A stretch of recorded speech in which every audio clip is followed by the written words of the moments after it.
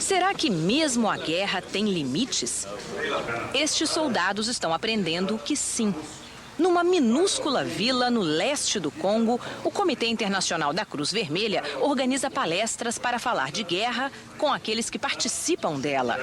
Como tratar prisioneiros, como proteger a população civil, conceitos complicados para quem entra no exército, muitas vezes apenas pela comida, e enfrenta inimigos na mesma situação.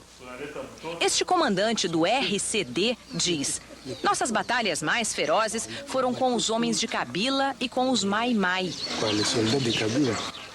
RCD, Mai-Mai. A guerra no Congo é uma sopa de letrinhas. A parte oeste do país é controlada pelo presidente Laurent Kabila, filho de Kabila, o ditador assassinado. A parte leste está com o RCD, que enfrenta as tribos Mai-Mai e Baniamulenge. E no norte aparecem o MLC, o RCD-ML, o RCD Nacional, o ZEMA e os Lendu. E o que é que toda essa gente quer? A resposta está no dinheiro. Estas montanhas e matas escondem uma fortuna em minério, principalmente o coltan, uma liga de metais usada nos chips de computadores e celulares. Lojas de telefones e internet são ilhas de sofisticação na paupérrima cidade de Goma. Neste hotelzinho, há diárias de até $100. Claro que deve haver quem possa pagá-las, para ficar isolado da miséria lá fora.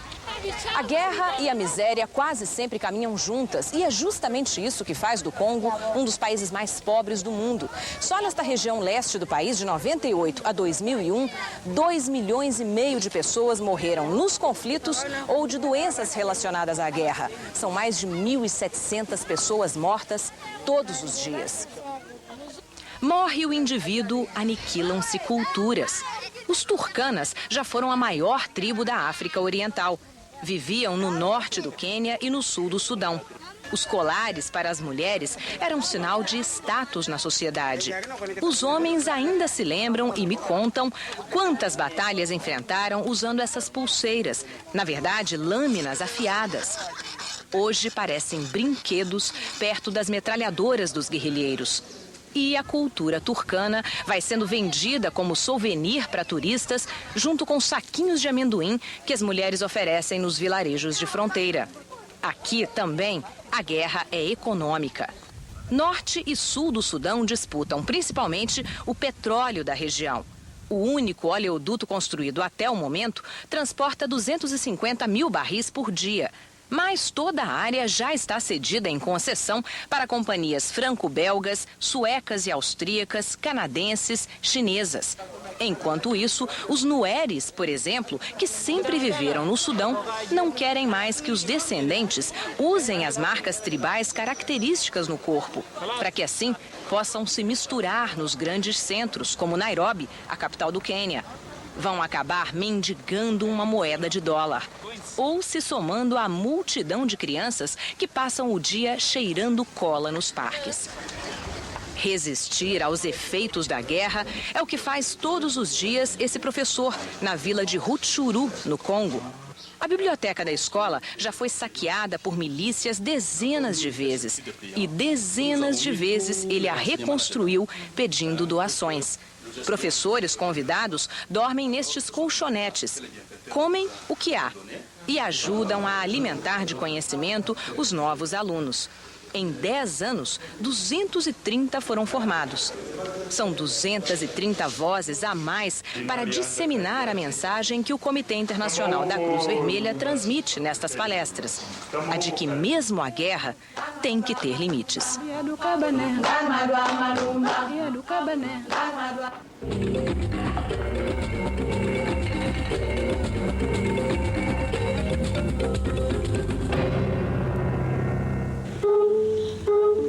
Eles estão no meio do caminho.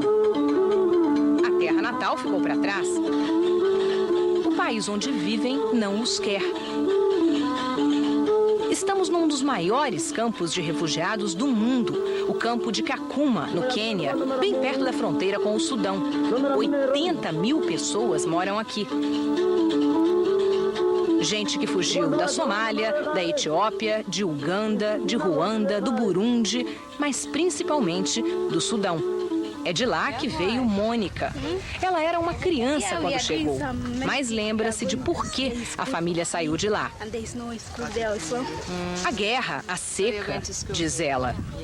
Mônica cresceu dentro do campo, cuidando de outras crianças, os irmãos mais novos. Dormem todos nestes 2 cômodos.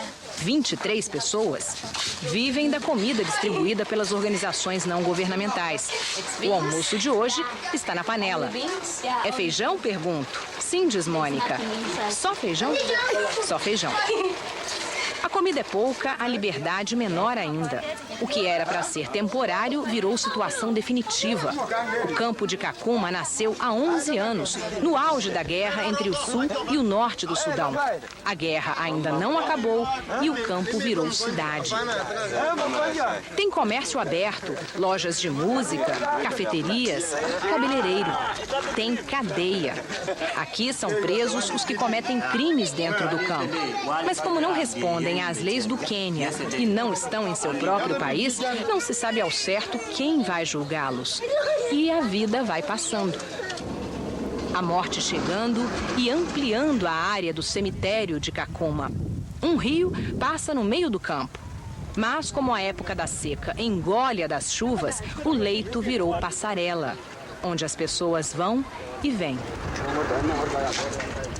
Kakuma é um microrretrato do que acontece em toda a África pós-colonização. 16 milhões e meio de africanos são hoje refugiados. Deixaram suas casas e não têm para onde voltar.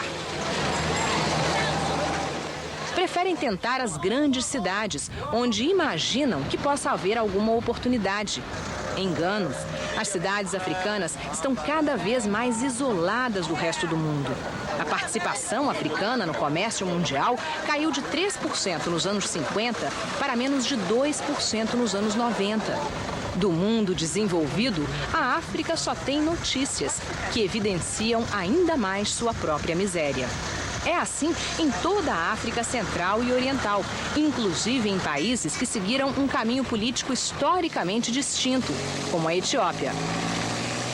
Por causa da localização geográfica que isola o país e da independência política que evitou a colonização europeia, a Etiópia mantém praticamente intacta sua cultura, livre de influências estrangeiras. Mas o país em si já é uma grande mistura. O novo e o velho, o cristão e o muçulmano, o Oriente e o Ocidente.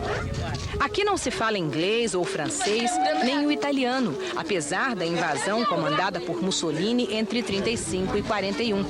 Mas a linguagem da fome, comum a todo o continente, essa a Etiópia conhece bem. E a das guerras. Aqui também, fronteiras não são limites para quem sonha com uma vida melhor. Para quem sonha, o sonho de Mônica.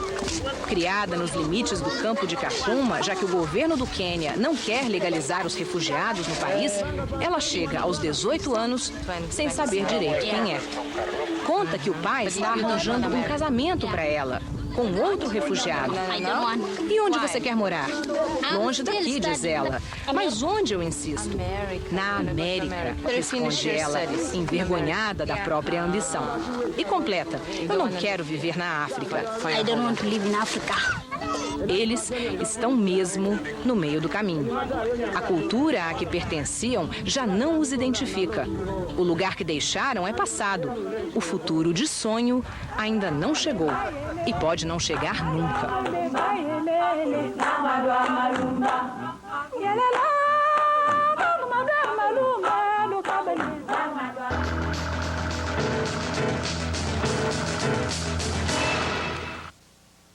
A panela de feijão que vai alimentar 1000 crianças é responsabilidade de Ilunga. Ele foi escolhido para o serviço porque tem braços fortes, ganhou músculos no exército. Ilunga, hoje com 16 anos, foi recrutado aos 13 na vila onde morava, norte do Congo. Um dia, o exército de Kabila passou e me levou junto com vários amigos da cidade, conta ele. E assim, Ilunga virou uma criança soldado.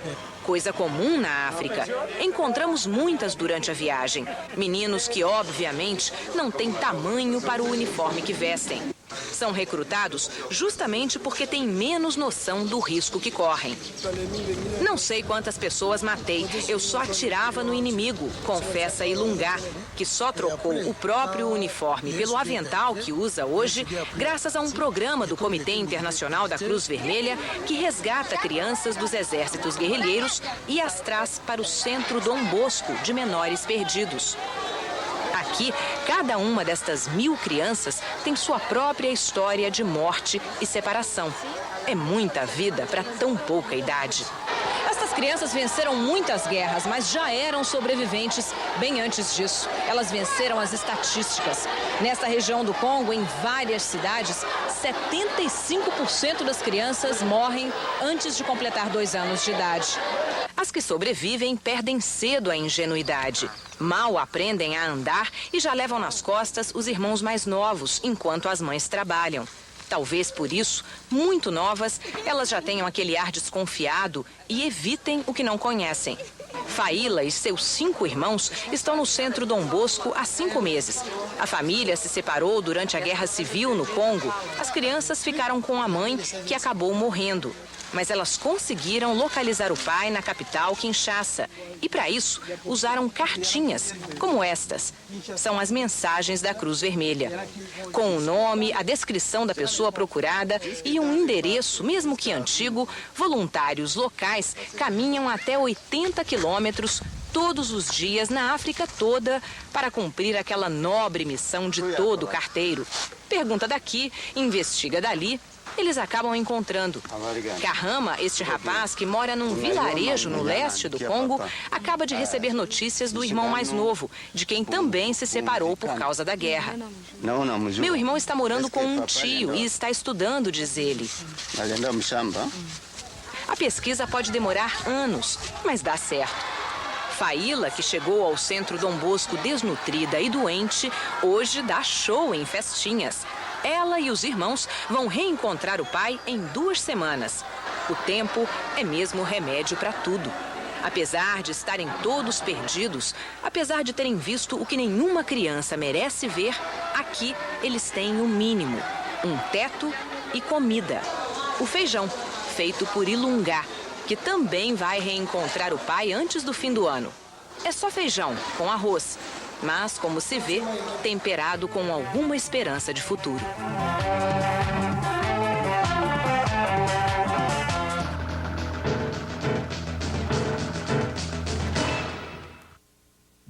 A cidade se chama Buraco, Gode em Somali.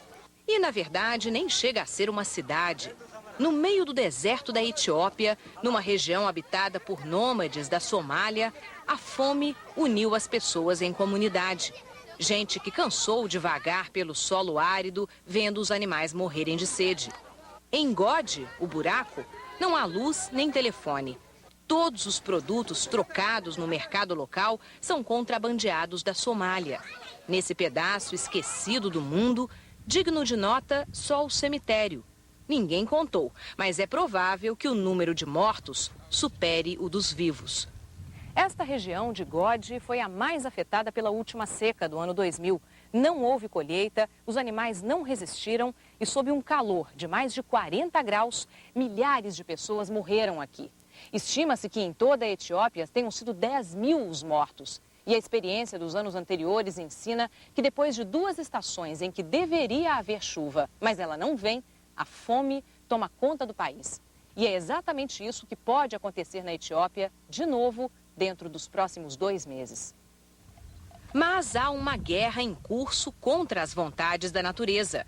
Os rios que ainda resistem estão sendo usados para irrigar pequenas plantações. Um programa do Comitê Internacional da Cruz Vermelha orienta os moradores sobre o uso de bombas para drenar a água. Ela devolve à terra a fertilidade e às pessoas dignidade. Agora nós somos gente, diz Orur, um dos beneficiados. Ele bem que preferiria esquecer o passado, mas suas duas mulheres não deixam. Tan, a mais tímida, calou-se desde então. É Saka quem fala dos filhos mortos na fome de 2000. Eles tinham 3 e 4 anos de idade. Não tínhamos nada para dar a eles. Lembranças parecidas movem estes homens num trabalho insano. Cavar um enorme reservatório no meio da rocha para armazenar água para a estiagem. Ahmed, o funcionário do Comitê Internacional da Cruz Vermelha que dá assistência ao projeto, conta que são 10 horas de sacrifício todos os dias.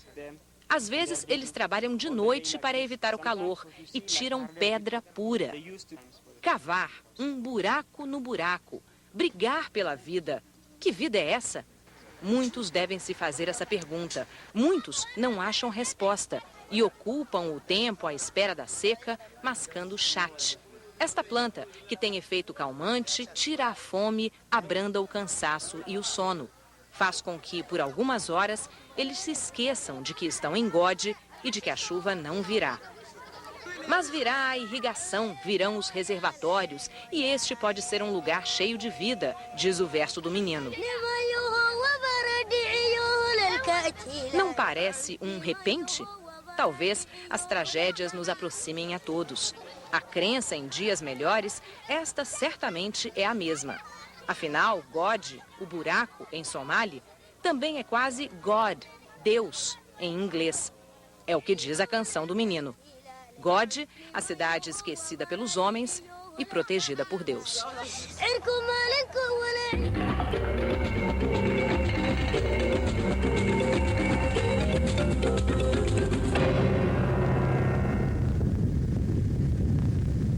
Quem escolhe esta profissão não pode se incomodar com o calor. Estamos muito cansados porque nesta região faz muito quente. Nem com os mosquitos.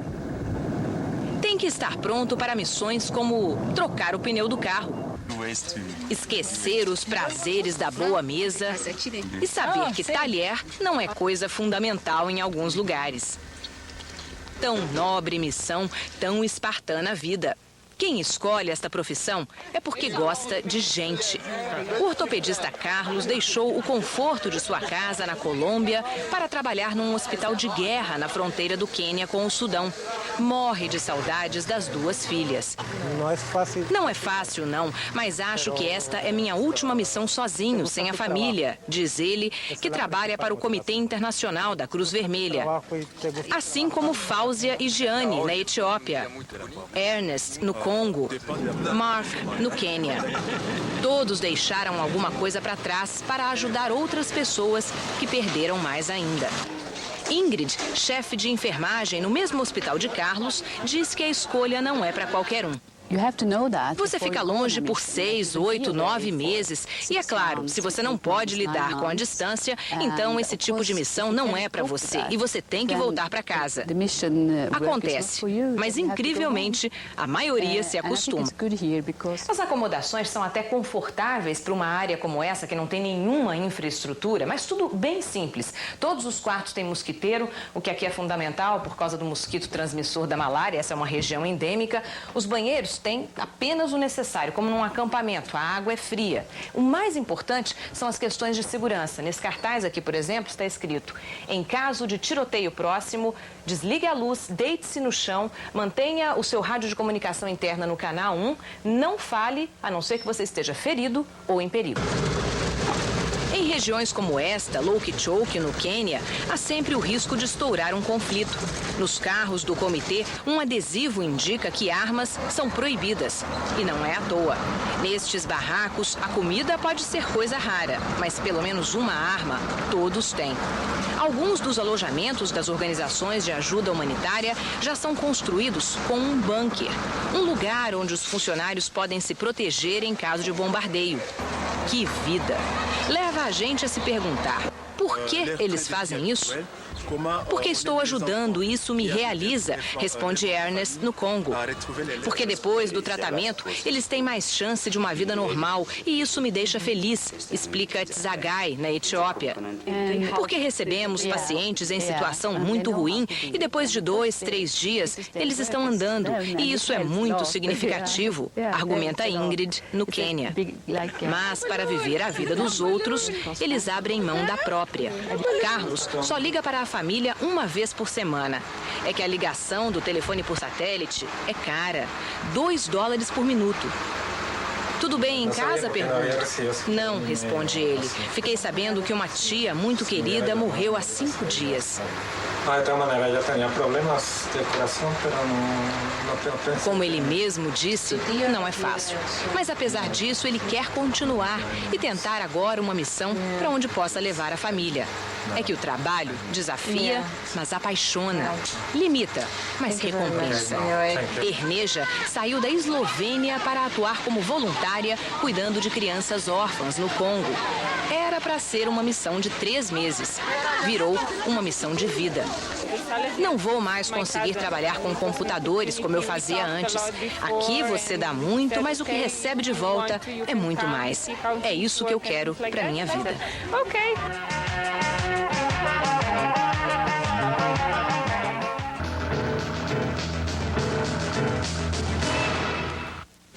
Joseph mora do outro lado do Atlântico, mas está tomando um remédio fabricado aqui no Brasil. O menino tem AIDS. Todas estas crianças têm o vírus.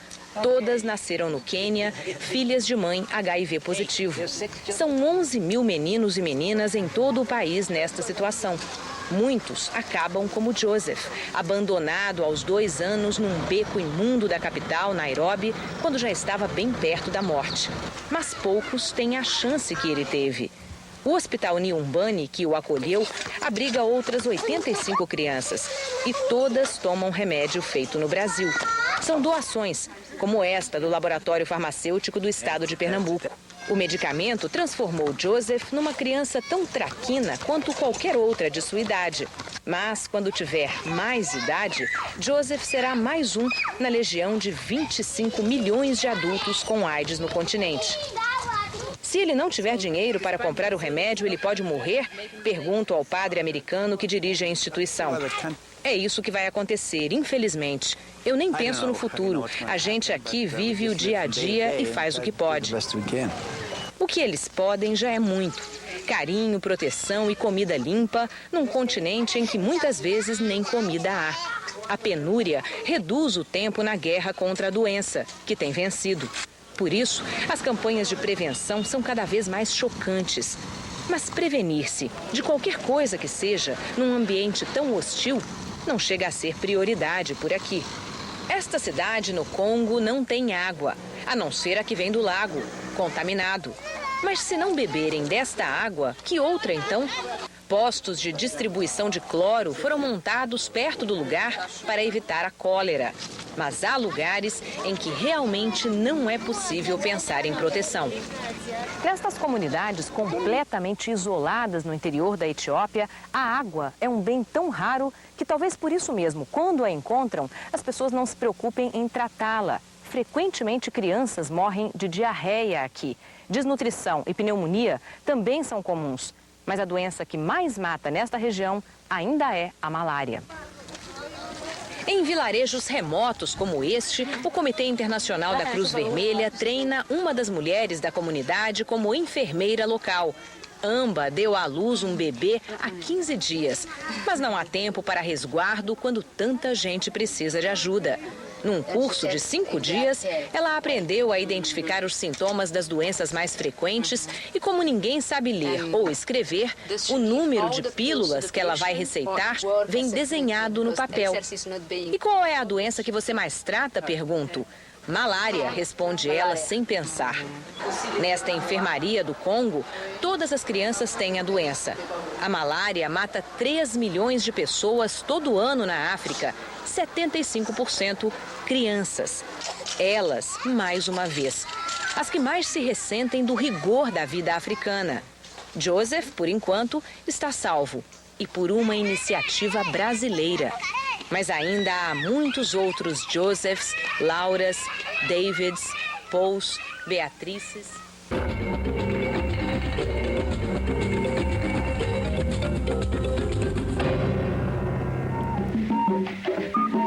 Bonito é, pelo menos naquilo que o homem ainda não tocou. Quem conhece a África vê espetáculos que o tempo não conseguiu macular.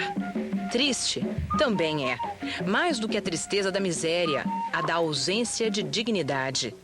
Nossa viagem começou pelo Quênia, na fronteira com o Sudão, numa cidade esquisita de nome igualmente estranho. Lokichokio era uma minúscula vila esquecida até a chegada das organizações não governamentais. E não melhorou muito depois disso. Foi abandonada pelo governo do Quênia, que tenta transferir a responsabilidade para as ONGs. Mas as ONGs estão lá apenas para dar assistência aos feridos de guerra que chegam do sul do Sudão. O resultado é uma cidade sem nenhuma infraestrutura. Quem não se hospeda nos alojamentos das organizações de ajuda humanitária só tem como alternativa o hotel Lokior. Lokichokio foi um dia terra dos Turkanas, uma tribo selvagem e corajosa, hoje derrotada pela guerra em curso. As mulheres mais velhas ainda tentam explicar de alguma forma aos raros turistas o significado de sua cultura. Mas as mais jovens certamente não sabem mais por que usam tantos colares e o que cada cor deveria transmitir. Não que tenham perdido a vaidade, não. As africanas são cuidadosas com a aparência. Fazem complicados penteados, não permitem que o rigor da vida apague sua luz. Os homens também. Estes são clientes do Brazil Hair Clinic. Ronaldinho fez moda nas cabeças também por aqui. E outros de nossos craques. O Brasil do futebol está por toda parte. No imenso campo de refugiados de Kakuma, lá está um nosso fã. 2, na verdade. Ele, mais uma vez Ronaldo, virou adesivo no rádio de comunicação do funcionário das Nações Unidas. Mais longe, na capital da Etiópia, Addis Abeba, a nossa marca. Mais longe ainda, no interior, no meio do deserto. Tanto de nós está na África, quanto deles ficou por aqui. Escolas debaixo das árvores, como no ensolarado Nordeste. Crianças, um sem número delas. E panelas que fritam pedacinhos do que sobrou de ontem, de anteontem, quando nada mais há. Voltando ao nosso roteiro, o destino agora é o Congo, a bordo de um DC-3. Bem, nós estamos agora indo para Goma, no Congo, de carona nesse avião de carga do Comitê Internacional da Cruz Vermelha, que hoje, além de remédios e comida, está levando também 15 passageiros. O pessoal do comitê que está indo trabalhar em programas ali na região leste do Congo. Para a situação, até que é um voo confortável. O problema é que faz muito frio. O avião, claro, não tem pressurização e voa a mais ou menos 4.000 metros de altura. Goma é outra cidade de contrastes. Telefone celular é comprar e falar, para qualquer lugar. A cidade está ligada ao mundo também pela internet, que está disponível, mas nem todos podem, querem, precisam ou sabem usar. O que se vê nas ruas é um povo que trabalha insanamente apenas para se manter vivo. As mulheres, principalmente, carregam suas vidas nas costas. Precisam carregar água para beber, cozinhar, lavar. Carregam madeira para erguer as casas, cana para alimentar a família, carregam os filhos, até que eles andem e possam carregar alguma coisa. E para levar mais, inventou-se ali o chicudu, esse patinete que leva sacos de batata para cima e para baixo. O que comemos, onde dormimos durante a viagem? Bem, certamente comemos e dormimos melhor do que as pessoas que conhecemos no caminho. É quase inacreditável que um povo consiga sobreviver assim. Que governos se sucedam sem progresso algum na qualidade de vida, apenas administrando os males herdados da colonização. E que assim, de excluídos, eles se transformem cada vez mais em esquecidos.